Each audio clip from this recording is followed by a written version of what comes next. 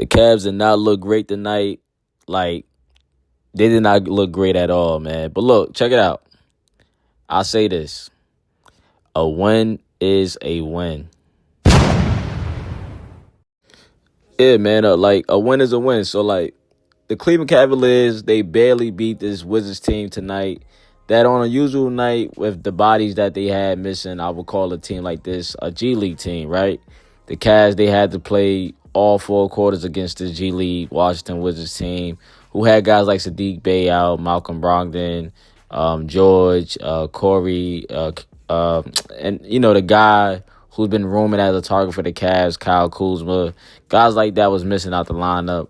The Cavs, the usual, was out with Mobley and Max Strus, who was supposed to make his return, I thought, but there's a delay, and there's no true timetable yet. But from the media, they say everything is looking good so far, even in practice. So far, so good with that, right? But short recap for this game, man. The Cavaliers, they barely defeated a Wizards team who, let's be honest, man, they are the worst team in basketball, man.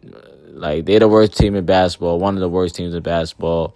But when you have 4 days off and you playing a team like a team that really had nothing to lose, they do have something to lose, but you get what I'm trying to say. They have nothing to lose. They're not playing for nothing. I'm not going to lie, though.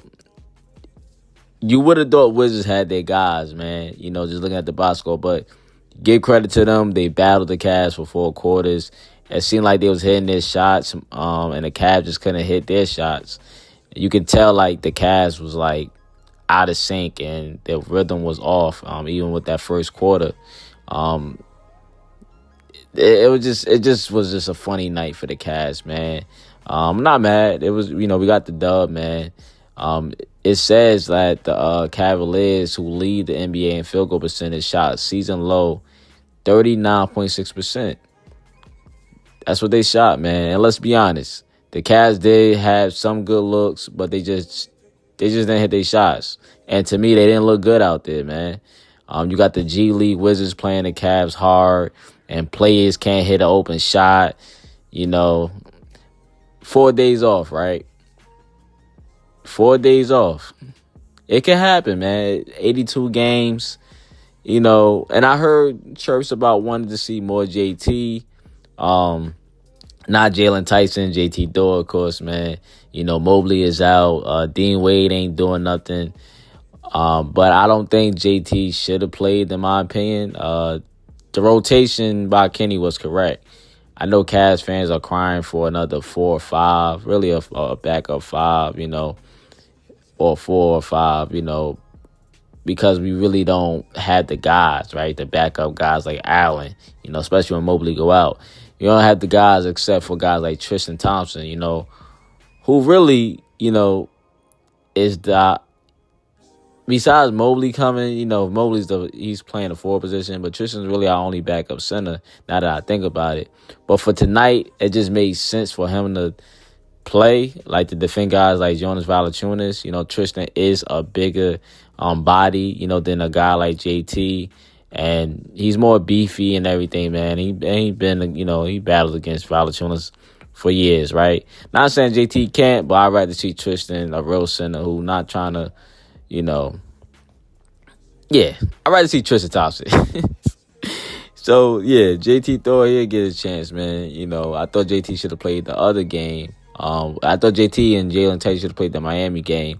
But this game, I was cool with Tristan, man, who you're not really trying to rely on for a whole season. I get it. But shout out to Tristan Thompson. Shout out to Okoro. I'm glad to have him back, man. Shout out to Cass LeVert. Shout out to Allen and DG and Donovan, And shout out to the refs. Shout out to y'all.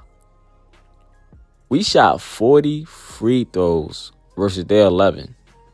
I mean, I had to wipe my eyes for a minute because if you watch the Cavs, the refs really be on some other stuff when it comes to the Cavaliers, man. And I just had to wipe my eyes. I couldn't believe we were really getting to the lines. And that's credit to the guys, getting themselves to the line, and the Wizards fouling us, even with the flagrant foul by Jordan Poole on Cass LeVert, man. Shout out to Jordan Poole.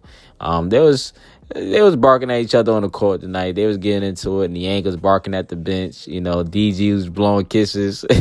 So it's just competition, man. Them guys compete, man. But look, 40 free throws, man, versus their 11.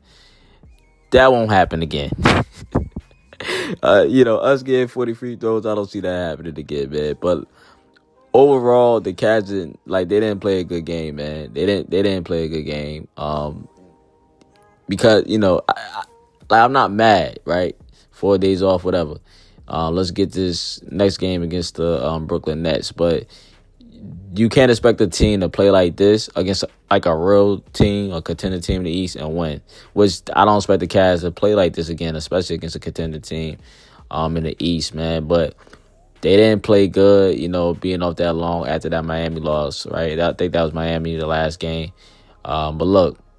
Oh, and I forgot Ty Jerome, man. Shout out to Ty Jerome. He didn't play a lot, but I just want to say, shout out to you. He had 3 steals. We got to shout out to Ty Jerome, for them steals, man.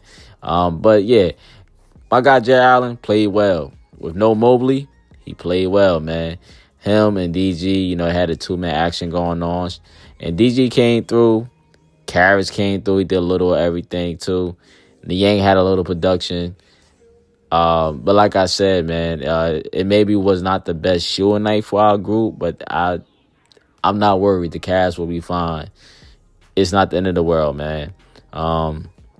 But anyway, if you made it this far, shout out to you, and you. Don't forget to like, comment, subscribe, man. Catch you on the next one. Peace and love.